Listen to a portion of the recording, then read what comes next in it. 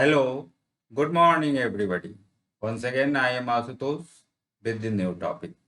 आज से हम लोग अल्टरनेटिंग करंट का जो चैप्टर है उसका सेक्शन स्टार्ट कर रहे हैं, अल्टरनेटिंग करंट। ओके, तो सबसे पहले हम देखेंगे कि अल्टरनेटिंग ईएमएफ क्या है।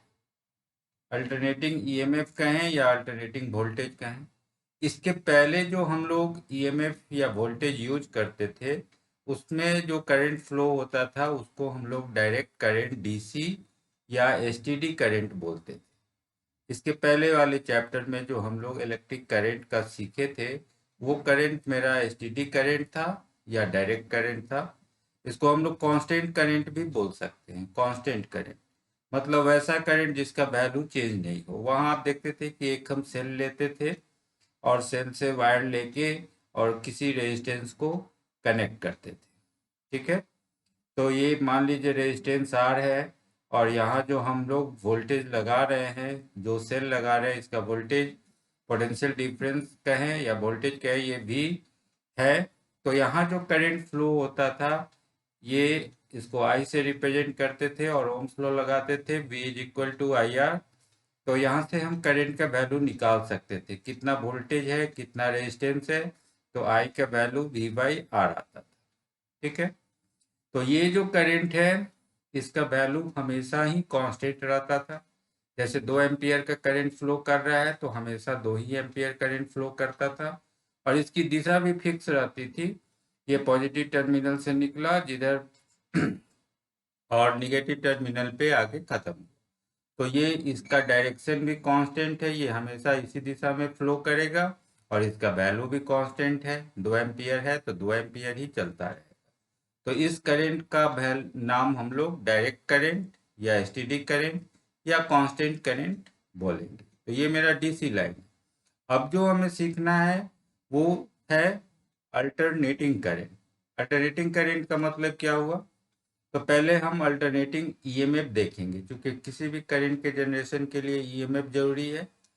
तो वैसा ईएमएफ या वैसा वोल्टेज, ठीक है, हुज मैग्नीट्यूड चेंजेज कंटिन्यूअसली, जिसका मैग्नीट्यूड लगातार बदलता हो with respect to time, time के रेस्पेक्ट में, समय के साथ साथ बार बार बदलता हो और जिसकी दिशा भी पीरियोडिकली चेंज होती है, कुछ कुछ देर के बाद उसकी दिशा भी बदल जाती है। ठीक है, तो वैसे ईएमएफ को हम लोग अल्टरनेटिंग ईएमएफ कहेंगे। ठीक है, तो वैसा ईएमएफ या वैसा वोल्टेज जिसका वैल्यू लगातार बदलता हो समय के साथ साथ, ये फिक्स्ड वैल्यू नहीं हो और जिसकी दिशा भी कुछ कुछ समय के बाद वो बदलती हो, तो वैसे वोल्टेज को, वैसे ईएमएफ को हम लोग अल्टरनेटिंग वोल्टेज या अल्टरनेटिंग ईएमएफ बोलेंगे। ओके, अब अल्टरनेटिंग ईएमएफ जो है इसको हम लोग रिप्रेजेंट करते हैं द इंस्टेंटेनियस वोल्टेज, उसके वैल्यू को हम लोग रिप्रेजेंट करेंगे E is equal to E zero sine omega t से या E is equal to E zero cos omega t. ठीक है, यहाँ देख रहे हैं कि E का वैल्यू T पे डिपेंडेंट है, इसीलिए समय के साथ साथ बार बार बदलता रहता है। तो यहाँ जो E है और यहाँ ई जीरो, दो टर्म है, तो ई को हम लोग कहेंगे इंस्टेंटेनियस वैल्यू ऑफ ईएमएफ। क्योंकि ये ईएमएफ हर क्षण बदल रहा है, तो किसी खास पर्टिकुलर इंस्टेंट पे इसका क्या वैल्यू है, that is represented by E. Okay, और ई जीरो क्या है? तो ई जीरो इसका मैक्सिमम वैल्यू है, उस वोल्टेज का मैक्सिमम वैल्यू कितना है, या इसको हम लोग पिक वैल्यू बोले या इसको ईएमएफ का एम्पलीट्यूड बोले। तीन नाम से पुकारेंगे, या तो इस मैक्सिमम वैल्यू या पिक वैल्यू या ईएमएफ एम्पलीट्यूड। तो कहीं भी अल्टरनेटिंग ईएमएफ रहेगा तो उसका हम इंस्टेंटेनियस वैल्यू इस इक्वेशन से रिप्रेजेंट कर सकते हैं, E is equal to E zero sine omega t या E is equal to E zero cos omega t. अब ये जो इक्वेशन है, इस इक्वेशन का हम ग्राफ बना के भी ड्रॉ कर सकते हैं। तो ग्राफ बना के देखेंगे कि कैसा फॉर्म आ रहा है। तो चूंकि ये साइन और कॉस कर्व है तो इसका जो ग्राफ आएगा वो साइन और कॉस की तरह आएगा। तो हम लोग पहले इसके ग्राफ को देख ले। तो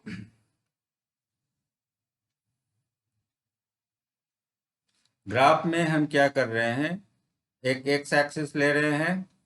एक्स एक्सिस पे हम, जो एक्स एक्सिस है इस पे हम लोग या तो टाइम का वैल्यू ले, या हम आगे चल के देखेंगे एंगल का भी वैल्यू ले सकते हैं। तो एक्स एक्सिस पे हम लोग टाइम ले रहे हैं, और वाई एक्सिस पे वोल्टेज का, ईएमएफ का वैल्यू ले रहे हैं। तो इधर ईएमएफ डाल रहे हैं और एक्स एक्सिस पे टाइम डाल रहे हैं। तो टाइम का एक, हम लोग इसको 4 हिस्से में बांट दे। एक साइकिल का एक, ये मेरा टाइम पीरियड हो गया capital T, time period. Current अपना एक साइकिल कितने देर में कंप्लीट करता है। एक बार देखिए, 0 से स्टार्ट हुआ, 0 से मैक्सिमम गया, मैक्सिमम से फिर वो 0 पे आया, 0 के बाद उसकी दिशा बदली, फिर मैक्सिमम गया और मैक्सिमम से फिर 0 पे आ गया। तो हम कहेंगे कि करंट का या ईएमएफ का एक साइकिल कंप्लीट हो गया। एक साइकिल कंप्लीट होने में जितना समय लगेगा, that is your time period. तो इधर जो टाइम डालना है, तो हम एक वैल्यू टी ले लिए, टी का आधा ले लिए half, half time period T/2। इन दोनों का हाफ लेंगे तो T/4, और T/2 और टी का हाफ लेंगे तो 3T/4। तो हमें 4 पॉइंट मिला। एक यहाँ 0, जब टाइम 0 है तब, फिर T/4, T/2, 3T/4 और कैपिटल टी। इसी को अगर एंगल के टर्म में देखेंगे तो 2 पाई, पाई, पाई/2 एंड 3 पाई/2। तो अब हम इसका ग्राफ बनाएं। तो आपका इक्वेशन है E is equal to E0 sine omega t. तो इसका ग्राफ साइन कर्व के रूप में आएगा। ठीक है, तो हम कैसे ग्राफ बनाएंगे, तो ग्राफ तो इस तरह से आना है। ये अगर आप मैथ्स के स्टूडेंट हैं तो आप ऑलरेडी जान रहे हैं कि ये साइन कर्व होगा। लेकिन अगर आपको प्रॉब्लम है ग्राफ में, तो आप इसका वैल्यू, जो ग्राफ बनाने का जो फंडामेंटल प्रिंसिपल है, तो फंडामेंटल प्रिंसिपल को हम थोड़ा देख लें। जैसे मान लीजिए y is equal to 2x+3 एक इक्वेशन है, और आपको इसका ग्राफ बनाना है। तो आप क्या करते हैं, तो x की अलग अलग वैल्यू पे आप y का वैल्यू निकालते हैं। जैसे x यहाँ 1 अगर हम लेते हैं तो y का वैल्यू 5 हो जा रहा है। x का वैल्यू 2 लेते हैं तो y का वैल्यू 7 हो जा रहा है। तो इस तरह से एक चार्ट बन जाता है। तो हम भी यहाँ एक चार्ट बना लें।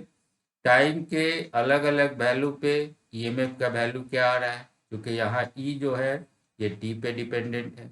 तो अलग अलग टी पे हम ई का वैल्यू निकाल लें और पॉइंट का पेयर बना लें, और तब उस पॉइंट के पेयर को हम ड्रॉ कर लें।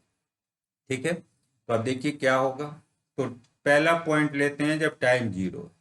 तो जब टाइम 0 होगा तो ई का वैल्यू क्या होगा, तो E is equal to E0 sine omega t है, तो टी के जगह हम 0 डालेंगे। तो 0 डालेंगे तो साइन 0 आ जाएगा, साइन 0 0 होता है तो ईएमएफ 0 होगा। तो जब टाइम 0 है तो ईएमएफ 0 है, तो हमें ये पॉइंट मिल गया।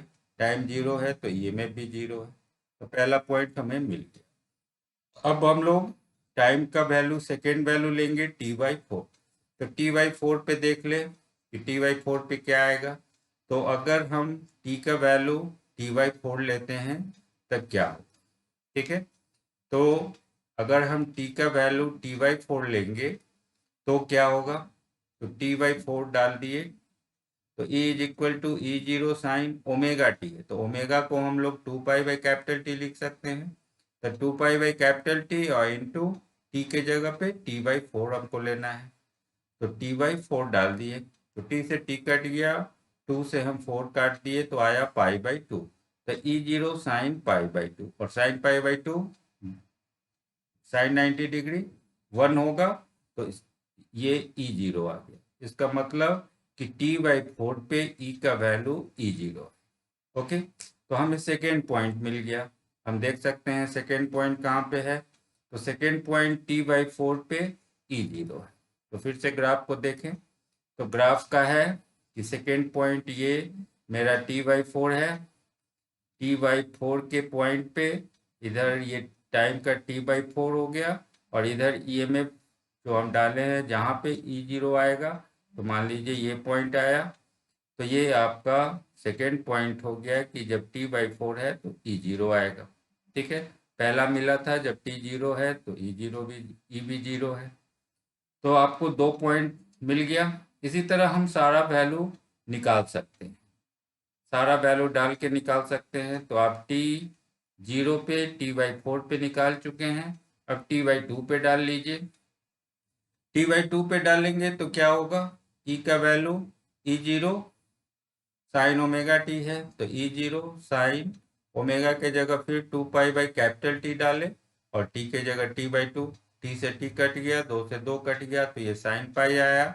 तो साइन पाई पे आपको साइन 180 डिग्री, साइन 180 डिग्री 0 होता है, तो E का वैल्यू 0 होता है।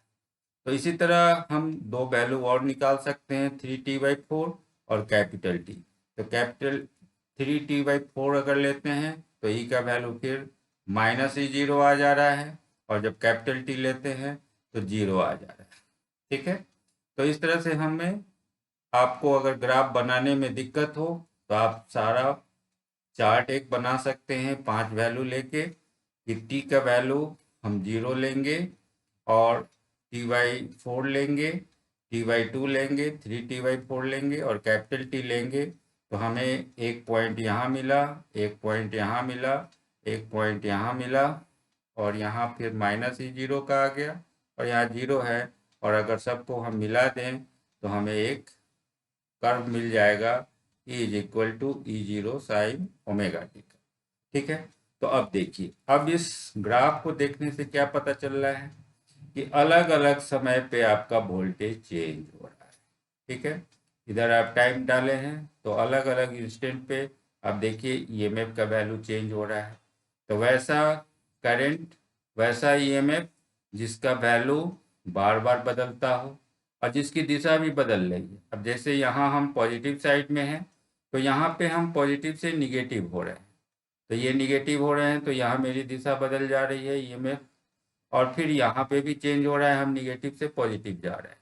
तो एक साइकिल में हमारी 2 बार दिशा बदल रही है, एक यहाँ पे बदल रहा है और एक यहाँ पे बदल रहा है। ओके, तो हम समझ गए कि वैसा ईएमएफ या वैसा वोल्टेज जिसका वैल्यू लगातार बदलता हो और जिसकी दिशा भी कुछ कुछ समय के बाद बदलती हो, उस तरह के वोल्टेज को, उस तरह के ईएमएफ को हम लोग अल्टरनेटिंग ईएमएफ कहेंगे।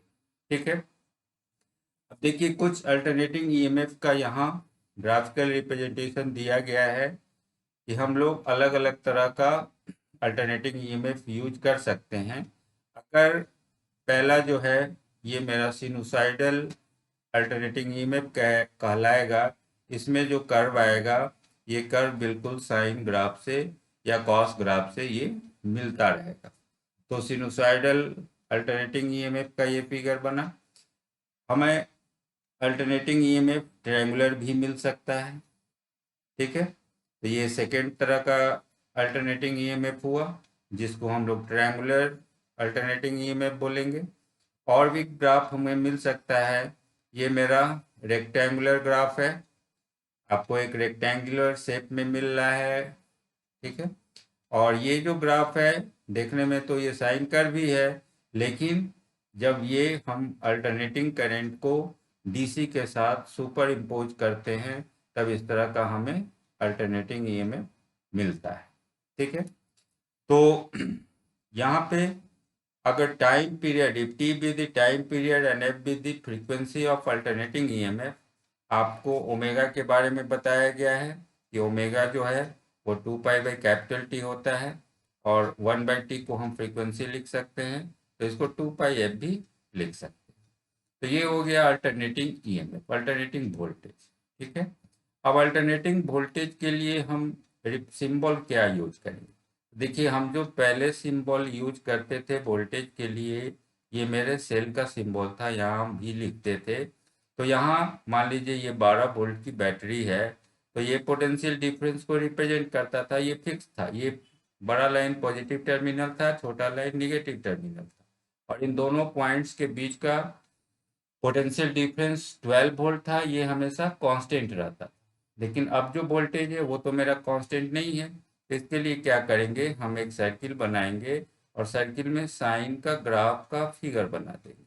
अब ये मेरे अल्टरनेटिंग वोल्टेज को या अल्टरनेटिंग ईएमएफ को रिप्रेजेंट कर रहा है। इससे ये पता चल रहा है कि ये बार बार चेंज हो रहा है और इसकी दिशा भी बदल रही है। कभी ये टर्मिनल पॉजिटिव होगा तो ये निगेटिव होगा, तो कुछ देर के बाद ये निगेटिव हो जाएगा और कुछ ये पॉजिटिव हो जाएगा। तो बार बार इसकी दिशा भी चेंज हो रही है और बार बार इसका वैल्यू भी बदलता जा रहा है। तो ये मेरे अल्टरनेटिंग ईएमएफ का सिंबल हो। ओके, अब अल्टरनेटिंग ईएमएफ की तरह ही हम अल्टरनेटिंग करंट को भी डिफाइन करेंगे। तो सेम कंसेप्ट यूज करेंगे, वैसा इलेक्ट्रिक करंट, क्योंकि वोल्टेज बदल जाएगा वायर में और रेजिस्टेंस के दोनों किनारे पे, तो करंट का भी वैल्यू बदलता जाएगा। तो अगर हम ईएमएफ चेंज कर रहे हैं हर इंस्टेंट पे, तो करंट भी हर इंस्टेंट पे चेंज होता चलेगा। तो वैसा इलेक्ट्रिक करंट जिसका मैग्नीट्यूड चेंज होता हो कंटिन्यूअसली और जिसकी दिशा भी बार बार बदलती हो। ठीक है, तो the electric current whose magnitude changes continuously with respect to time and whose direction also changes periodically। Same definition है, केवल ईएमएफ के जगह पे हम करंट डाल देंगे। तो इलेक्ट्रिक करंट वैसा इलेक्ट्रिक करंट जिसका वैल्यू बार बार बदलता हो और जिसकी दिशा चेंज होती हो कुछ कुछ देर पे, उसका नाम हम लोग अल्टरनेटिंग करंट देंगे। अल्टरनेटिंग करंट को हम रिप्रेजेंट कैसे करेंगे, तो फिर यहाँ सेम प्रिंसिपल यूज करेंगे, i is equal to i zero sine omega t या i is equal to i zero cos omega t से इसको रिप्रेजेंट करेंगे। फिर यहाँ आई जो होगा वो किसी भी इंस्टेंट पे करंट का वैल्यू बताएगा। ठीक है, और आई जीरो क्या है, तो आई जीरो फिर इसका मैक्सिमम वैल्यू होगा। तो जैसा कंसेप्ट वहाँ यूज किए हैं सेम कंसेप्ट हम यूज करेंगे। I is equal to i zero sine omega t में आई मेरा इंस्टेंटेनियस वैल्यू हो गया और आई जीरो मेरा मैक्सिमम वैल्यू या पीक वैल्यू या ये करंट का एम्पलीट्यूड कहलाएगा। यहाँ भी हम जो ग्राफ बनाएंगे ये ग्राफ बिल्कुल उसी तरह से होगा, केवल अंतर क्या है कि हमें एक्स एक्सिस पे तो टाइम लेना ही है, एक्स एक्सिस पे हमने टाइम का वैल्यू ले लिया और वाई एक्सिस पे ईएमएफ नहीं लेके हमने करंट का वैल्यू ले लिया, करंट आई का वैल्यू। ठीक है, तो फिर जो करंट का मैक्सिमम वैल्यू हमें मिलेगा वो मैक्सिमम वैल्यू मेरा आई जीरो होगा। ठीक है, ये T/4 पे ये सिचुएशन आएगा। तो यहाँ भी हम देख रहे हैं कि करंट का वैल्यू बार बार बदल रहा है। ठीक है, बार बार बदल रहा है, हर इंस्टेंट पे ये चेंज होता जा रहा है और इसकी दिशा भी बदल रही है। दिशा यहाँ पे चेंज होगी, यहाँ पे ये निगेटिव साइड आ रहा है तो डायरेक्शन चेंज हो गया, फिर यहाँ से निगेटिव से पॉजिटिव जा रहा है तो फिर डायरेक्शन यहाँ चेंज हो गया। तो एक साइकिल में 2 बार ये चेंज हो रहा है। फिर ग्राफ बनाने में आपको दिक्कत हो तो हम ग्राफ बनाने के फिर बेसिक प्रिंसिपल को यूज करेंगे। बेसिक प्रिंसिपल क्या है कि हम एक चार्ट बना लें, अलग अलग समय पे हम करंट का वैल्यू निकाल के एक चार्ट बना लें। जैसे t इज इक्वल टू 0 है तो फिर हम t का वैल्यू 0 डाल के i का वैल्यू निकाल लें तो i 0 है, तो t 0 तो i 0। फिर t/4 पे निकालेंगे तो मैक्सिमम i 0 आएगा, फिर t/2 पे निकालें, फिर 3t/4 पे निकालें और फिर t पे निकालें। तो फिर अपना एक चार्ट बना लेंगे, चार्ट बना लेंगे तो आपका हमें ग्राफ बनाने में कोई दिक्कत नहीं होगी। फिर अल्टरनेटिंग करंट का अगर टाइम पीरियड कैपिटल टी है तो इसकी फ्रीक्वेंसी को हम फिर omega is equal to 2π/T और 2πf से रिप्रेजेंट कर सकते हैं। यहाँ भी हमें अल्टरनेटिंग करंट का अलग अलग फिगर मिल सकता है। तो पहला जो है ये मेरा सिनुसॉइडल करंट हो गया, फिर दूसरा ट्रायंगुलर, जैसा हम अभी ईएमएफ में सीखे थे, ट्रायंगुलर है, रेक्टेंगुलर है और AC super imposed on DC. तो जैसा हम लोग ईएमएफ में देखे हैं सेम कंसेप्ट मेरा करंट में। ओके, तो उम्मीद है आप अल्टरनेटिंग ईएमएफ और अल्टरनेटिंग करंट के बारे में जान गए होंगे। अब अगले क्लास में हम लोग देखेंगे करंट का मीन वैल्यू या एवरेज वैल्यू क्या है, क्योंकि यहाँ करंट का वैल्यू हमेशा बदल रहा है। आप पहले जो यूज करते थे वहाँ करंट का वैल्यू कांस्टेंट रहता था, तो हमें कोई दिक्कत नहीं होती थी, हमें हर समय पता है एक ही करंट फ्लो करना है। अब यहाँ जो करंट है I is equal to I0 sine omega t, अब हर इंस्टेंट पे टाइम चेंज हो, हर टाइम पे ही करंट का वैल्यू चेंज हो रहा है। तो हम कौन सा करंट का कौन सा वैल्यू यूज करें किसी खास काम के लिए, इसके लिए हमें करंट का अलग अलग टर्म डिफाइन करना पड़ता है। तो आप दो टर्म सीख चुके हैं, एक इंस्टेंटेनियस वैल्यू और एक मैक्सिमम वैल्यू या पीक वैल्यू। हम दो टर्म और सीखेंगे, मीन वैल्यू, एवरेज वैल्यू, और एक और RMS value, root mean square value. ठीक है, तो अगले क्लास में हम इन दो टॉपिक्स पे आएंगे। Okay, thank you very much.